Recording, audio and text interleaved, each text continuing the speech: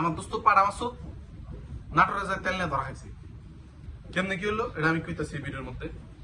ওই করছে কি জ্বালানি তেল সিস্টেম করে পানি রাখার ট্যাঙ্কি আছে না, ওই যে ছাদে লাগায় যে ট্যাঙ্কি কালো গোল, ওই ট্যাঙ্কির মধ্যে 10,000 লিটার তেল মজুত করছে। ভাবছে যে তেলের দাম সরকার বাড়াইবো, ওই থেকে মাল কামাইবো। বুঝেন, আমি কতক্ষণ আগে ভিডিও তোরে না করছিলাম এই 3টা বাজের ঘটনা, যে তুই এই তেল তুললে ঝামেলা জমলে যাইস না। ও আমার কথাই রাখে নাই, আবার এই নাটোর গিয়ে ধরা পড়ছে কন।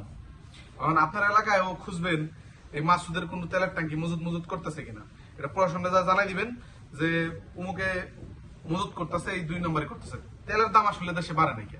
এই মাসুদরা পাড়া মাসুদরা বিভিন্ন জায়গায় বিভিন্ন জায়জামেলা করে তেলের কৃত্রিম সংকট সৃষ্টি করবার চাইবা লাগছে। জনগণ এবং সরকার সবারই বিপদ হালাইবে চাইবা লাগছে। অগর থেকে সাবধান থাকবেন, ভালো থাকবেন, আর এলাকায় গিয়ে খেয়াল রাখবেন যে কে তেল মজুত করবার চায়, কে দাম বাড়ায়, এটা প্রশাসনে জানাইবেন। Tata, bye bye. ভিডিওটা পারলে শেয়ার দিন, আর সাহস না থাকলে শেয়ার দেওয়ার দরকার নাই। টাটা, ভালো থাকেন, আল্লাহ হাফেজ।